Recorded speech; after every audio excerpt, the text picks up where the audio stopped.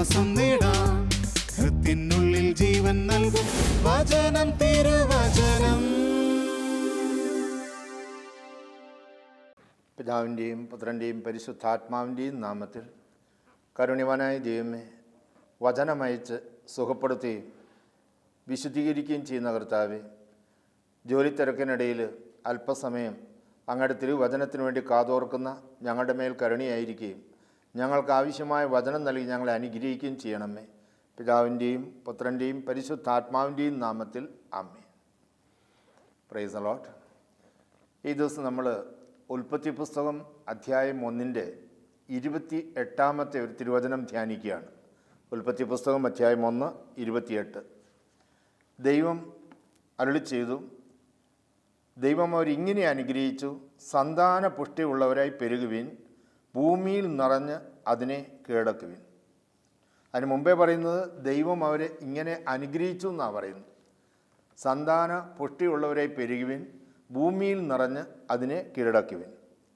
പക്ഷേ ഇന്ന് നമ്മുടെ മനസ്സിലേക്ക് കടന്നു വന്നിരിക്കുന്ന ഒരു തത്വം, ഒരു ചിന്ത, കുഞ്ഞുങ്ങൾ അധികമായി കഴിഞ്ഞാൽ ദാരിദ്ര്യമാകും, തൊഴിലില്ലായ്മ പെരുകും, കുടുംബത്തിൻ്റെ സമാധാനവും സന്തോഷവും നഷ്ടപ്പെടും. ഇത് ദൈവത്തിന് അറിയില്ലായിരുന്നു. ഈ പറഞ്ഞ ദൈവത്തിന് ഇത് അറിയില്ലായിരുന്നു. അതുകൊണ്ട് ദൈവത്തിന് ഇങ്ങനെയും പറയാൻ പാടില്ലായിരുന്നോ? കുഞ്ഞുങ്ങളൊരു 2 കൂടി വന്ന ഒരു 3 മതി എന്ന് അനുഗ്രഹിച്ചു കൂടായിരുന്നു. ഈ പെരുകുവിന്ന് പറയേണ്ട ആവശ്യമുണ്ടോ? ദൈവത്തെക്കാൾ മനുഷ്യർക്ക് ജ്ഞാനം കൂടുമ്പോൾ ഇങ്ങനെയൊക്കെ ചിന്തിച്ചില്ലെങ്കിലേ അതിശയിക്കാനുള്ളൂ. സങ്കീർത്തനം 127 പറയുന്നത്, ഉദരഫലം ഒരു സമ്മാനമാണ്, മക്കൾ ദൈവത്തിൻ്റെ ദാനമാണ്. ഈ ദാനം തരുന്ന ദൈവത്തിന് നമ്മളെക്കാൾ ജ്ഞാനമുണ്ടെന്ന് ഒന്ന് ചിന്തിച്ചു കഴിഞ്ഞാൽ, നമ്മൾ ഓരോരുത്തരെക്കുറിച്ചും ദൈവത്തിന് പദ്ധതിയുണ്ട് എന്ന് പ്രവാചകൻ വഴി പറഞ്ഞു വെച്ചു. ജെറമ്യാ പ്രവാചകൻ്റെ പുസ്തകം 29 അധ്യായം 11 മുതലുള്ള വാക്യങ്ങളിൽ ഇതെല്ലാം കൂട്ടി വായിക്കണം. ഇടയ്ക്ക് ദൈവത്തിൻ്റെ പദ്ധതിയെയും ദൈവത്തിൻ്റെ ശക്തിയെയും ദൈവത്തിൻ്റെ ജ്ഞാനത്തെയും അങ്ങ് മാറ്റി നിർത്തിയിട്ട് നമ്മളുടെ കൺമുമ്പിൽ കാണുന്നതും നമ്മുടെ തലയ്ക്കകത്ത് പഠിച്ച് നമുക്ക് ഭൗതിക ജ്ഞാനം എടുത്ത് നമ്മൾ സംസാരിക്കുമ്പോൾ ദൈവത്തിൻ്റെ പദ്ധതി തകിടം മറിക്കാനുള്ള ചിന്ത ചിലപ്പോൾ മനുഷ്യൻ്റെ തലയിൽ ഉയരും. അപ്പം നമുക്ക് എവിടുന്നെങ്കിലും ഒരു പ്രബോധനം കിട്ടിക്കഴിഞ്ഞാൽ തന്നെ അതിനെ ദൈവവചനത്തിലൂടെ നമ്മൾ കടത്തിവിട്ട് അതിൻ്റെ ശരിയും തെറ്റും വിവേചിച്ചറിയാൻ നമുക്ക് കഴിയണം. അത് പരിശുദ്ധാത്മാവ് ജ്ഞാനം തരുമ്പോഴേ നമുക്ക് സാധിക്കും. ഇപ്പോൾ ബ്രദർ എന്താ പറയുന്നത്? 8ഉം 10ഉം മക്കൾ വേണമെന്നാണോ പറയുന്നത്? ഞാനല്ല പറയുന്നത് 8 വേണോ 10 വേണോ എന്നല്ല. ദൈവം പറഞ്ഞിരിക്കുന്നത് സന്താന പുഷ്ടിയുള്ളവരായി പെരുകുവിൻ. ഇങ്ങനെ അനുഗ്രഹിച്ചു, സന്താന പുഷ്ടിയുള്ളവരായി പെരുകുവിൻ. അതിനോട് ചേർന്ന് പറയുകയുണ്ടായി, മക്കൾ ഉദരഫലം ദൈവത്തിൻ്റെ സമ്മാനമാണ്, മക്കൾ ദൈവത്തിൻ്റെ ദാനമാണ്. എന്നിട്ട് യേശു പറഞ്ഞു, മകൻ മീൻ ചോദിച്ചാൽ പാമ്പിനെ കൊടുക്കില്ല, മുട്ട ചോദിച്ചാൽ തേളിനെ കൊടുക്കില്ല. മക്കൾക്ക് നല്ല ദാനങ്ങൾ നൽകാൻ ദുഷ്ടരായി നിങ്ങൾക്കറിയാമെങ്കിൽ എൻ്റെ സ്വർഗസ്വനായ പിതാവ് അതിനേക്കാൾ നല്ലത് തരാതിരിക്കുമോ? എങ്കിൽ ഈ ഉദരഫലം ഒരു സമ്മാനമാണെങ്കിൽ, ഇതൊരു ദാനമാണെങ്കിൽ, അതെനിക്ക് നന്മയായിട്ടുള്ളതേ ദൈവം ചെയ്യുള്ളെങ്കിൽ പിന്നെ ഞാൻ എന്തിനു തടുക്കണം? അപ്പം അതിനകത്ത് നമ്മൾ മനസ്സിലാക്കേണ്ട ഒരു കാര്യം, ലോകം പലപ്പോഴും തെറ്റായ പഠനങ്ങൾ ചിലപ്പോൾ തന്നിരിക്കും. അതിനെ ന്യായീകരിക്കാൻ വേണ്ടി മനുഷ്യന് മനസ്സിലാക്കാൻ പറ്റുന്ന ചില കാര്യങ്ങളും അവർ അവതരിപ്പിച്ചിരിക്കും. ഒറ്റ നോട്ടത്തിൽ ശരിയാണെന്ന് തോന്നുകയും ചെയ്യും. ഒത്തിരി ദാരിദ്ര്യം പെരുകുന്നു, ജനസംഖ്യ പെരുകുമ്പോൾ ദാരിദ്ര്യം പെരുകുന്നു. 1. 2, തൊഴിലില്ലായ്മ പെരുകുന്നു. അതുകൊണ്ട് നമുക്കൊന്ന്, നമ്മൾ 2 നമുക്കൊന്ന്, അല്ലെങ്കിൽ നമ്മൾ 2 നമുക്ക് 2. ഈ അയൽ സംസ്ഥാനങ്ങളിൽ നിന്നൊക്കെ വരുന്ന വാഹനത്തിൻ്റെ പുറകിൽ എഴുതി വെച്ചിരിക്കുന്ന കണ്ടിട്ടുണ്ട്, നമ്മൾ 2 നമുക്കൊന്നെന്നാണ് പറയുന്നത്. ചൈനയും അങ്ങനെയായിരുന്നു പറഞ്ഞത്.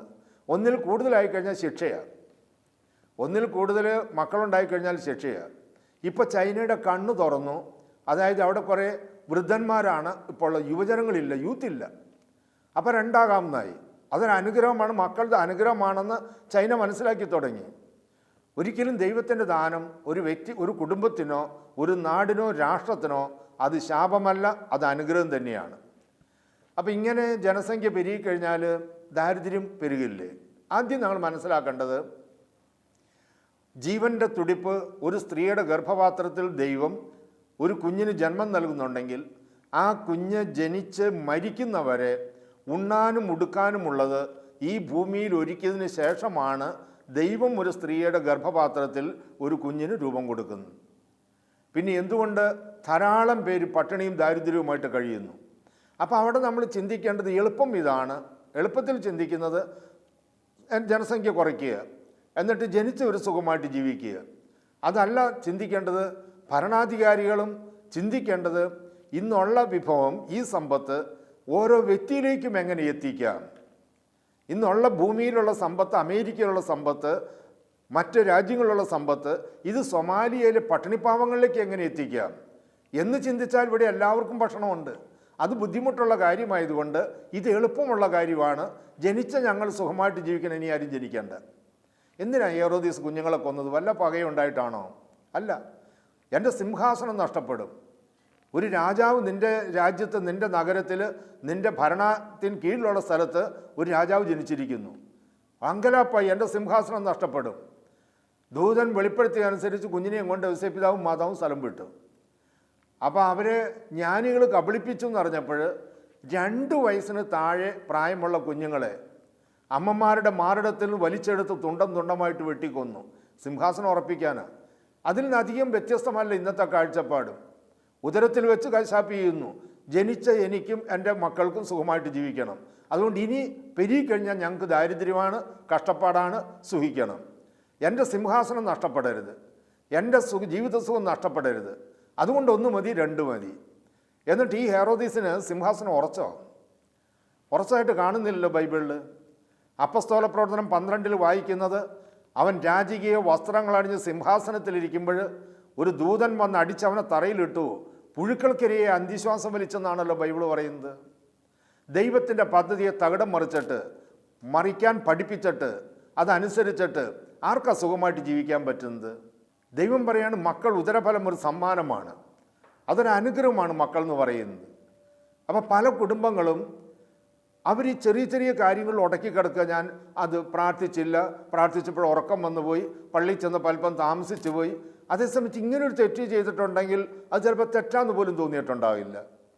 സാധാരണഗതിയിൽ ഉദരത്തിൽ വെച്ച് കുഞ്ഞുങ്ങളെ നശിപ്പിച്ചു കഴിഞ്ഞാൽ ബഹുമാനപ്പെട്ട അച്ഛന്മാർക്ക് പോലും ആ പാപം ക്ഷമിക്കാൻ അധികാരമില്ലായിരുന്നു. അപ്പോൾ ഇന്ന് പിതാക്കന്മാരാണ് ആ പാപം ക്ഷമിക്കേണ്ടത്. ഇത്ര ഗൗരവമുള്ളൊരു തെറ്റ്. ഇപ്പോൾ കരുണയുടെ വർഷം പ്രമാണിച്ച് പരിശുദ്ധ പിതാവ് എല്ലാ വൈദ്യർക്കും ആ പാപം ക്ഷമിക്കാൻ അധികാരം കൊടുത്തിട്ടുണ്ട്, കരുണയുടെ വർഷം പ്രമാണിച്ച്. അല്ലെങ്കിൽ ചില പ്രത്യേക അവസരത്തിൽ, ചില പ്രത്യേക അനുവാദത്തോടുകൂടി ധ്യാന അവസരത്തിൽ മറ്റുമാണ് വൈദികർ ആ പാപം ക്ഷമിക്കുന്നത്. ഇത്ര ഗൗരവമുള്ളൊരു തെറ്റ് മനുഷ്യൻ ചെയ്തിട്ടും അതിനിയും ഒരു തെറ്റാണെന്ന് തോന്നാതിരിക്കുകയും അത് കുമ്പസാരത്തിൽ പറയാതിരിക്കുകയും ചെയ്യുന്നത് പാപമോചനം നേടാതിരിക്കുമ്പോൾ ആ വ്യക്തിയിലോ കുടുംബത്തിലോ തകർച്ചയുണ്ടെങ്കിൽ നമ്മൾ ആരെയാണ് പഴിക്കേണ്ടത്? ഹൈറേഞ്ചിലൊരു കർഷക കുടുംബം, ദൈവഭയമുള്ളൊരു കുടുംബം, അവർ കുടുംബജീവിതം നയിക്കുന്നു. ഉദരഫലം ദൈവം നൽകുന്നു, സമ്മാനം നൽകുന്നു. അവർ 2 കരങ്ങളും നീട്ടി സ്വീകരിക്കുന്നു. മക്കളുടെ എണ്ണം കൂടുന്തോറും അവരാകുലപ്പെടുകയല്ല ചെയ്ത് പ്രാർത്ഥനയിൽ ആശ്രയിക്കുക, ദൈവത്തിൽ ആശ്രയിക്കുക. 2 കുട്ടിയായി, 3 5 8 10 മക്കൾ, 12 മക്കൾ, 13 മക്കളായി. ദൈവം 13 മക്കളെ കൊടുത്തൊരു കർഷക കുടുംബത്തിന്. അവരാ ദൈവത്തിൽ ആശ്രയിച്ച്, ദൈവത്തിന് സമർപ്പിച്ച്, ദൈവത്തെക്കുറിച്ച് ദൈവചിന്തയിൽ ആ മക്കളെ വളർത്തി പഠിപ്പിച്ചു. ഇന്ന് ആ മക്കളിൽ 6 പേര് സിസ്റ്റേഴ്സാണ്. ഈ 13 മക്കളിൽ 6 പേര് സിസ്റ്റേഴ്സായി. ഈ 13 മക്കളിൽ 5 പേര് കർത്താവിൻ്റെ അഭിഷിക്തരായി. അതിലൊരാളാണ് ഇന്ന് ഇടുക്കി രൂപതയുടെ പ്രഥമ മെത്രാൻ മാർ മാത്യു ആനിക്കുഴിക്കാട്ടിൽ. ഇനി നിങ്ങൾ പറ, മക്കൾ ശാപമാണോ അനുഗ്രഹമാണോ? അന്ധനെ നയിച്ചാൽ 20 കുഴിയിൽ ചെന്ന് ചാടും. അതേസമയത്ത് നമ്മളൊക്കെ ഈ തിരഞ്ഞെടുത്ത് അയക്കുന്ന നേതാക്കന്മാരുടെ ഇന്ന് 1000 കോടി അഴിമതി എന്ന് കണ്ടാൽ അതിൻ്റെ താഴെ വാർത്ത വല്ലവരും വായിക്കുന്നുണ്ടോ? ഇവിടെയാണ് കത്തിവെക്കേണ്ടത്, കുഞ്ഞിൻ്റെ കഴുത്തിനല്ല. ഈ നാടിൻ്റെ നികുതി പണം കൊണ്ട് ദൂർത്തടിക്കുന്ന, അഴിമതി നടത്തുന്ന ഭരണാധികാരികളുടെ ആ ശൈലിക്കാണ് അറുതി വരുത്തേണ്ടത്. ഒരു സ്ത്രീയുടെ ഉദരത്തിൽ രൂപം കൊള്ളുന്ന കുഞ്ഞ് അതൊരു അനുഗ്രഹമാണ്, അത് ദൈവത്തിൻ്റെ ദാനമാണ്. ഒരുപക്ഷെ നാളെ പ്രവാചകനാകുമോ എനിക്കറിയില്ല. ഒരു കുഞ്ഞിൻ്റെ മേൽ അതിനെ വേണ്ടം തടയാൻ ആർക്കാണ് അവകാശമുള്ളത്? ഈ തെറ്റിനെ പ്രോത്സാഹിപ്പിക്കുകയും ആ രീതിയിൽ സംസാരിക്കുകയും ആ തെറ്റിൽ വീഴുകയും ചെയ്തവർ എന്തുകൊണ്ട് കർത്താവിനോട് മാപ്പ് അപേക്ഷിക്കുന്നില്ല? അങ്ങനെ ആ വ്യക്തി അപേക്ഷിച്ച് കഴിയുമ്പോൾ ഇന്ന് അവരുടെ കുടുംബത്തിലേക്ക് ഒഴുകേണ്ട കൃപകൾ, അവിടെ ആ കൃപ ഒഴുകേണ്ടടുത്ത് ഒരു തടസ്സം നിൽക്കുക, ഒരു കല്ലിരിക്കുക. ആ കല്ല് മാറിക്കഴിയുമ്പോൾ കൃപയുടെ ഒഴുക്കുണ്ടാകും. ഈ രീതിയിൽ ഇപ്പോഴത്തെ തലമുറയിൽ, യുവതലമുറയിൽ ധാരാളം യുവജനങ്ങൾ അതിൻ്റെ ഗൗരവം മനസ്സിലാക്കി അവർ കുഞ്ഞുങ്ങളെ സ്വീകരിക്കുന്നു. ഇന്നിപ്പോൾ കുറച്ച് മുൻപ് ദുബൈയിൽ നിന്ന് വിളിച്ചിരിക്കുകയാണ് എൻ്റെ സുഹൃത്ത്. മകൻ്റെ 5ാമത്തെ കുഞ്ഞിന് ജൂണിൽ ഡെലിവറിയാണ്. ചെറുപ്പക്കാരാ. എൻ്റെ സ്വന്തം ചേട്ടൻ്റെ മകൻ 5 കുഞ്ഞുങ്ങൾ, 6ാമത്തെ കുഞ്ഞിന് തയ്യാറായിരിക്കുന്നു. ധാരാളം വരുന്ന ഡോക്ടേഴ്സ് അവർ ഖത്തറിൽ ജോലി ചെയ്യുക. ഇന്ന് ധാരാളം പേര് കുഞ്ഞുങ്ങളൊരു അനുഗ്രഹമാണെന്ന് തിരിച്ചറിഞ്ഞിട്ടുണ്ട്. ഇപ്പം ബൈബിൾ പറയുന്നത് സന്താന പുഷ്ടിയുള്ളവരെ പെരുകുവിൻ. യാക്കോബിൻ്റെ 12 മക്കളിൽ ഇളയ മകനാണ് ജോസഫ്. ജ്യേഷ്ഠന്മാർക്ക് അസൂയായിരുന്നു, സഹോദരന്മാർക്ക് അസൂയായിരുന്നു ജോസഫിനോട്. അതിൻ്റെ ചരിത്രമൊക്കെ നമുക്കറിയാം. ഇവർ ദൂരസ്ഥലത്ത് ആട് മേയ്ക്കുമ്പോൾ അപ്പൻ സഹോദരങ്ങൾക്ക് വേണ്ടി ഭക്ഷണം കൊടുത്തയക്കിയത് ജോസഫിൻ്റെ കയ്യിൽ. ജോസഫ് ഭക്ഷണവുമായിട്ട് വരുന്ന കാണുമ്പോൾ സഹോദരങ്ങൾ പദ്ധതി തയ്യാറാക്കി കഴിഞ്ഞു. സ്വപ്നക്കാരൻ വരുന്നുണ്ട്, നമുക്ക് അവനെ പിടിച്ച് ഈ പൊട്ടക്കണ്ടിൽ എറിഞ്ഞ് കൊല്ലാം, അവൻ്റെ സ്വപ്നത്തിന് എന്ത് സംഭവിക്കുമെന്ന് അറിയാമല്ലോ. ഈ പാപം എത്രയോ ദൂരം കാൽനടയായി വന്ന് അന്വേഷിച്ച് പറഞ്ഞ് ഇന്നലെ കഴിഞ്ഞ ആഴ്ചയിലും ഈ പ്രദേശത്തുണ്ടായിരുന്നു, ആട് മേയ്ക്കുന്നുണ്ടായിരുന്നു, ഇന്ന സ്ഥലത്തേക്ക് പോവുകയാണെന്ന് പറഞ്ഞു കേട്ടു. ഈ പയ്യൻ നടന്ന് അവിടെ ചെല്ലുകയാണ്. അവർ പറഞ്ഞു ഇവിടെ ഇന്നലെ കഴിഞ്ഞ ദിവസം വരെ ഉണ്ടായിരുന്നു, ഇന്ന സ്ഥലത്തേക്ക് പോവുക എന്ന് കേട്ടു. എന്നിട്ട് ഈ ഭക്ഷണവും പൊതിഞ്ഞ് കെട്ടി ചുവന്ന് കൊണ്ട് കൊടുക്കുക. അതൊക്കെ തിന്നിട്ടാണ് ഈ സഹോദരനെ പൊട്ടക്കിണറ്റിലെടുത്ത് എറിയുന്നത്. ഇന്നും അങ്ങനെ എത്രയോ പേരുണ്ട്.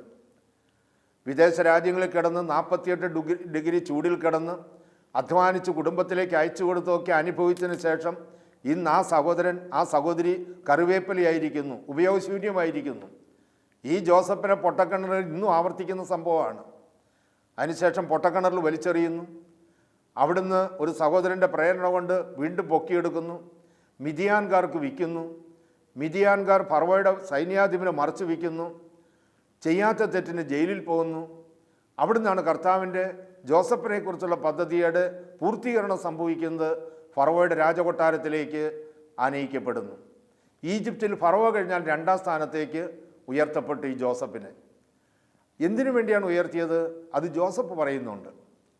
ഉൽപ്പത്തി പുസ്തകം 45-ാം അധ്യായത്തിൻ്റെ 5 മുതലുള്ള വാക്യങ്ങളിൽ ജോസഫ് പറയുന്നുണ്ട്, എന്നോട് ഈ ക്രൂരത കാണിച്ചതിനെ ഓർത്ത് നിങ്ങൾ ഒരു നിമിഷം പോലും വിഷമിക്കരുത്, വിഷാദിക്കരുത്, ദുഃഖിക്കരുത്. കാരണം നിങ്ങളിലൂടെ ദൈവത്തിൻ്റെ പദ്ധതി പൂർത്തിയാകുക ചെയ്തത്. അന്ന് നിങ്ങളിങ്ങനെ ചെയ്തില്ലായിരുന്നെങ്കിൽ ഇന്ന് ഞാൻ ഈജിപ്തിൽ വരില്ലായിരുന്നു.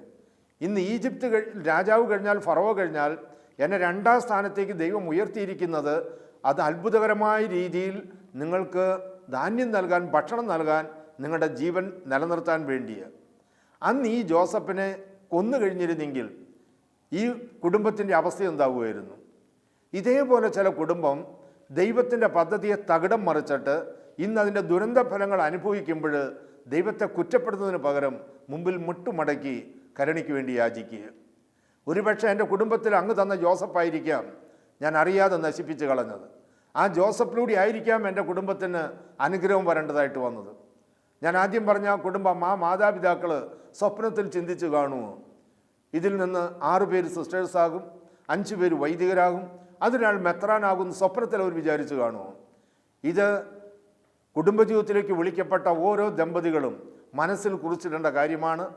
ആര് പറഞ്ഞാലും മക്കൾ ശാപമല്ല, ആര് പറഞ്ഞാലും മക്കൾ ദൈവത്തിൻ്റെ ദാനമാണ്, അത് ദൈവത്തിൻ്റെ അനുഗ്രഹമാണ്. ഈ കുഞ്ഞുങ്ങളിലൂടെയാണ് ധാരാളം കുടുംബങ്ങൾ ഇന്ന് അനുഗ്രഹിക്കപ്പെടുന്നത്. അതിൻ്റെ ആ അനുഗ്രഹം അവനായിട്ട് അവളായിട്ട് വേണ്ടെന്ന് വെച്ചിട്ട് അതിൻ്റെ ദുരന്ത ഫലങ്ങൾ അനുഭവിക്കുമ്പോൾ ദൈവത്തെ കുറ്റപ്പെടുത്തിയിട്ട് വല്ല കാര്യവുമുണ്ടോ?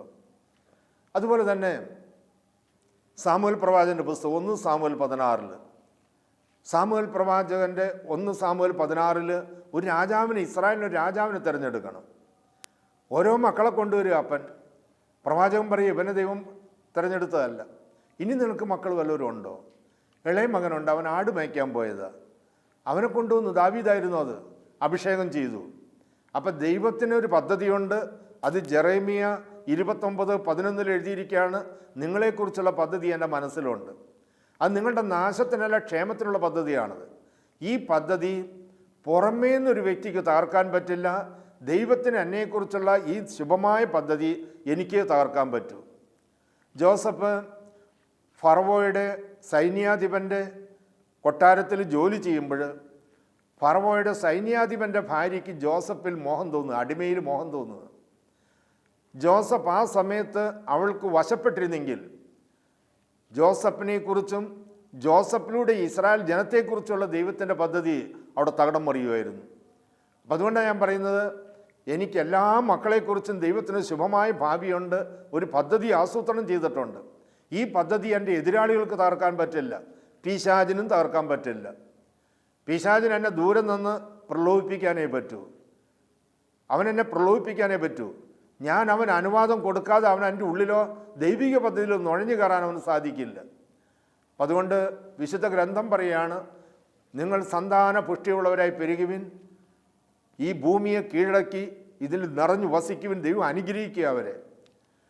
അതുകൊണ്ട് തന്നെ ഇപ്പോഴത്തെ യുവതലമുറ അതിന് പ്രാധാന്യം കൊടുക്കുന്നു, ദൈവത്തിന് നന്ദി പറയുക. അവിടെ എവിടെയെങ്കിലും നമ്മൾ മറ്റു രീതിയിൽ ഇതൊരു ശല്യമായിട്ട് കണ്ട്, അല്ലെങ്കിൽ സുഖിക്കാൻ വേണ്ടി സമ്പന്നരുടെ ഇടയിലും ദരിദ്രരുടെ ഇടയിലും കോടികളുടെ ആസ്തിയുണ്ട്, തലമുറയ്ക്ക് വേണ്ടിയുള്ളതുകൊണ്ട്, എന്നിട്ടും 2 മതി അല്ലെങ്കിൽ 1 മതിയിൽ നിന്നൊക്കെ പറഞ്ഞ് നിർത്തുന്നുണ്ടെങ്കിൽ അതിൻ്റെ ദുരന്ത ഫലങ്ങൾ ഒരു പക്ഷേ അവരെ ചൂഴ്ന്നു നിൽപ്പുണ്ടാവും. അതിനുകൂടി വേണ്ടിയാണ് യേശു കാൽവരിയിൽ കുരിശിൽ യാഗമായത്.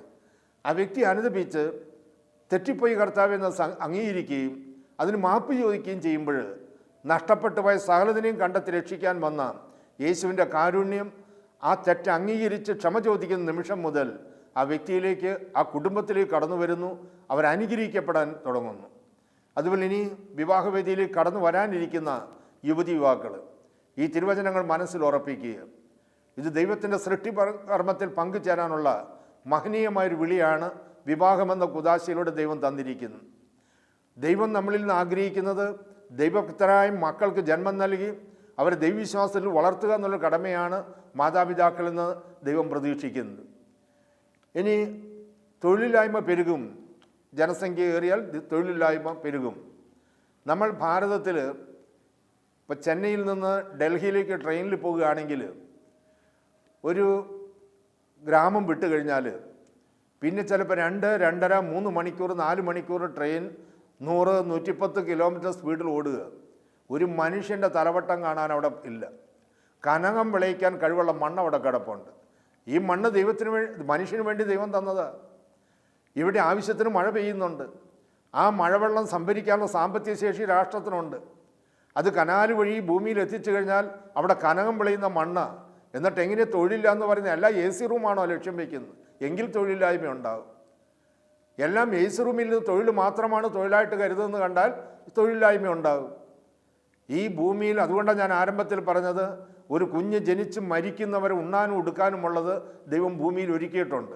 അതുകൊണ്ട് തൊഴിലില്ലായ്മ പെരുകുന്നുള്ള മുടന്തൻ ന്യായം അസ്ഥാനത്താണ്. ദാരിദ്ര്യം പെരുകുന്നുള്ള മുടന്തൻ ന്യായം അസ്ഥാനത്താണ്. ഓരോ കുഞ്ഞും ദൈവത്തിൻ്റെ ദാനമാണ്, ഉദരഫലം ദൈവത്തിൻ്റെ സമ്മാനമാണ്. ആ സമ്മാനത്തെ ഞാൻ നിരസിക്കുമ്പോൾ അത് തരുന്ന ദൈവത്തെയാണ് ഞാൻ നിരസിക്കുന്നത്. എന്നിട്ട് ആ ദൈവത്തെ ഈ കാര്യത്തിൽ നിരസിക്കുകയും മറ്റു കാര്യത്തിന് വേണ്ടി ആശ്രയിക്കുകയും ചെയ്യുന്നത് ഭോഷത്വമല്ലെങ്കിൽ പിന്നെന്താ? അതുകൊണ്ട് എവിടുന്ന് ഏത് രീതിയിലുള്ള പ്രബോധനം കിട്ടിയാലും ഈ ബൈബിളിലെ ദൈവത്തിൻ്റെ വചനം വെളിപ്പെടുത്തി തന്നിരിക്കുന്ന സത്യം ഇതാണ്. അപ്പം അതുകൊണ്ട് കുഞ്ഞുങ്ങൾ വഴി എത്രയോ കുടുംബങ്ങൾ അനുഗ്രഹിക്കപ്പെട്ടിരിക്കുന്നു. അവരുടെ ഇല്ലായ്മയിൽ, ദാരിദ്ര്യത്തിൽ അവരുള്ളതുകൊണ്ട് ആ കുഞ്ഞുങ്ങളെ പോറ്റി അവരെ ദൈവവിശ്വാസത്തിൽ വളർത്തി. ഇന്ന് ആ മക്കൾ വഴി ആ കുടുംബം അനുഗ്രഹിക്കപ്പെട്ടിരിക്കുക, എല്ലാ അർത്ഥത്തിലും സാമ്പത്തികമായിട്ടും. ചില വിദേശത്ത് ജോലി ചെയ്യുന്നു, സമ്പാദിക്കുന്നു. ആ മക്കൾ വഴി കുടുംബം അനുഗ്രഹിക്കപ്പെടുക. അതേസമയത്ത് 1 മതി 2 മതി എന്ന് പറഞ്ഞ് നമ്മൾ ലിമിറ്റ് വയ്ക്കുമ്പോൾ, പരിധി വയ്ക്കുമ്പോൾ അത് തന്നെ ആ കുടുംബത്തിന് തകർച്ചയായിട്ട് ഒരു ബന്ധനമായിട്ട് മാറിയിരിക്കുക. അതുകൊണ്ട് നമ്മുടെ കുഞ്ഞുങ്ങളെ, യുവതിയുവാക്കളെ ഈ സത്യം നമ്മൾ പറഞ്ഞ് ബോധ്യപ്പെടുത്തുക. അവർക്ക് ലഭിച്ച മക്കൾ അവരെ ദൈവവിശ്വാസത്തിൽ വളർത്തുക. ആ കുട്ടികൾക്ക് വിദ്യാഭ്യാസം നമ്മൾ കൊടുക്കുന്നുണ്ടാകും. ആ കുട്ടികൾക്ക് ഏറ്റവും ഉന്നത വിജയം നമ്മൾ പ്രതീക്ഷിക്കുന്നുണ്ടാകും. അതേ സമയത്ത് പള്ളിയിൽ ചിലപ്പോൾ വിളിച്ചു പറഞ്ഞു നിൽക്കുമ്പോൾ സങ്കടം തോന്നുക, വേദപാഠ ക്ലാസ്സിൽ പരാജയപ്പെട്ട കുട്ടികൾക്ക് ഇത്രാം തീയതി വീണ്ടും പരീക്ഷ വെച്ചിട്ടുണ്ട്. വേദപാഠ ക്ലാസ്സിൽ പരാജയപ്പെടുക, അതിനെയോർത്ത് ആ മാതാപിതാക്കൾക്ക് വലിയ ദുഃഖമുണ്ടെന്ന് തോന്നുന്നില്ല. 1 മാർക്ക് കുറഞ്ഞു പോയാൽ, A+ന് 1 മാർക്ക് കുറഞ്ഞു പോയാൽ ആ കുട്ടിയെ സഹായിക്കുന്ന അപ്പനെയും അമ്മയും കണ്ടിട്ടുണ്ട്. ദൈവത്തെക്കുറിച്ചുള്ള അറിവിൽ ആ പരീക്ഷയിൽ തോറ്റിട്ട് അതിനെക്കുറിച്ച് ഒരു ഉത്കണ്ഠയും തോന്നാത്ത മാതാപിതാക്കൾ. മക്കൾ ദൈവത്തിൻ്റെ ദാനമാണ്. അവർക്ക് നല്ല മാതൃക കൊടുത്ത്, ഉപദേശമല്ല, ഉപദേശം വേണം, ഉപദേശം എവിടെ തിരിഞ്ഞാലും ഉപദേശമുണ്ട്. ഈ ഉപദേശമനുസരിച്ച് ജീവിക്കുന്നവരെയാണ് മക്കൾ തേടുന്നത്. അപ്പോൾ ആ മാതാപിതാക്കൾ അവരുടെ കുടുംബത്തിൽ സഭയെ സ്നേഹിച്ച് സഭയെക്കുറിച്ചുള്ള കുറ്റം പറച്ചിൽ വിമർശനം കുടുംബത്തിൽ മക്കളുടെ മുമ്പിൽ വെച്ച് നടത്താതെ ആരുടെ മുമ്പിൽ വെച്ചും നടത്താതെ ആ പ്രാർത്ഥനയും അവർ മാതൃക കാണിച്ചു കൊടുക്കുകയാണെങ്കിൽ ആ കുഞ്ഞുങ്ങളൊന്നും വഴിതെറ്റിപ്പോകില്ല. അപ്പോൾ ഇത് മക്കൾ ദൈവത്തിൻ്റെ ദാനമാണ്, ഉദരഫലം ഒരു സമ്മാനമാണ്. ഇത് ദൈവം പറയുക, ആ മക്കളിലൂടെയാണ് നമ്മളെ ദൈവം അനുഗ്രഹിക്കാനായിട്ട് ആഗ്രഹിക്കുന്നത്. ഈ മക്കളിൽ നിന്ന് വേണം അഭിഷിക്തർ വരാൻ, ഈ മക്കളിൽ നിന്ന് വേണം ഉദ്യോഗസ്ഥർ വരാൻ, ഈ മക്കളിൽ നിന്ന് വേണം രാഷ്ട്രീയ നേതാക്കന്മാർ ഉയർന്നു വരാൻ. ആ കുടുംബം നല്ലതെങ്കിൽ, നല്ല മാതാപിതാക്കൾ ജനിച്ച മക്കൾ അവർ നന്മയിലേക്ക് അവർ വളർന്നുകൊള്ളും.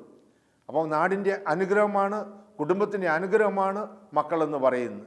മറിച്ചെന്തെങ്കിലും ചിന്ത പിശാച് നമ്മുടെ ഉള്ളിൽ ആര് വഴിയെങ്കിലും തന്നിട്ടുണ്ടെങ്കിൽ അത് സ്ഥാനമില്ല. ദൈവവചനമാണ്. ആകാശവും ഭൂമിയും കടന്നു പോയാലും ദൈവവചനം നിറവേറാതെ പോകില്ലെന്ന് പറയുമ്പോൾ ഞാങ്ങണ പോലെ കാറ്റത്ത് ഒലയും. ലോകത്തിൻ്റെ പോക്ക് കണ്ടൊക്കെ ഒലഞ്ഞുള്ള പഠനങ്ങൾ മാറി മാറി വരാം. ഇത് മാറ്റമില്ലാത്ത പാറയാണ് ദൈവത്തിൻ്റെ വചനം. ഈ പാറമേലാണ് നമ്മുടെ ആധ്യാത്മിക സൗധം പടുത്തുയർത്തേണ്ടത്. ഈ വചനത്തിൻ്റെ വെളിച്ചത്തിലാണ് നമ്മുടെ ജീവിതം ക്രമീകരിക്കേണ്ടത്. അതിനാവശ്യമായിട്ടുള്ള കൃപാവരത്തിനായി നമുക്ക് പ്രാർത്ഥിക്കാം. കാരുണ്യവാനായ ദൈവമേ, അനേകം കുഞ്ഞുമക്കളെ മാതാപിതാക്കൾ തടയുന്നു, ദൈവത്തിൻ്റെ ദാനം തിരസ്കരിക്കുന്നു, ഉദരഫലം ആ സമ്മാനം വേണ്ടെന്ന് വയ്ക്കുന്നു. എന്നിട്ട് അതേ മാതാപിതാക്കൾ മറ്റു കാര്യങ്ങൾക്ക് വേണ്ടി ദൈവത്തിൻ്റെ വാതിലിൽ മുട്ടുന്നു. ഈ വിരോധ ആഭാസത്തിൽ നിന്ന് ലോകജനതയെ, ദൈവജനത്തെ അങ്ങ് രക്ഷിക്കണമേ. ആത്മീയതയുടെ കാലഘട്ടം, അറിവില്ലായ്മയുടെ കാലഘട്ടം കണക്കിലെടുത്തില്ലെന്ന് അപ്പസ്തോല പ്രവർത്തനം 17:30 അവിടുന്ന് അരുളി ചെയ്യുന്നു. എന്നാൽ ഇപ്പോൾ എല്ലായിടത്തുമുള്ള സകല ജനങ്ങളും പശ്ചാത്തപിക്കണമെന്ന് അവിടുന്ന് ആജ്ഞാപിക്കുന്നു. ഈ കൃത്യം ചെയ്ത ഉദരത്തിൽ വെച്ച് കുഞ്ഞുങ്ങളെ നശിപ്പിച്ചവരും ഇനി കുഞ്ഞ് വേണ്ടെന്ന് പറഞ്ഞ് ദൈവ പദ്ധതിക്ക് എതിരായി നിന്നവരും ആ തെറ്റിനെ ഓർത്ത് അനുദപിക്കാനും മാപ്പ് ചോദിക്കാനും അതുവഴി അവരും അവരുടെ കുടുംബവും അനുഗ്രഹിക്കപ്പെടുവാനും ഇടയാകണമെന്ന് പ്രാർത്ഥിക്കുന്നു. പിതാവിൻ്റെയും പുത്രൻ്റെയും പരിശുദ്ധാത്മാവിൻ്റെയും നാമത്തിൽ ആമേൻ.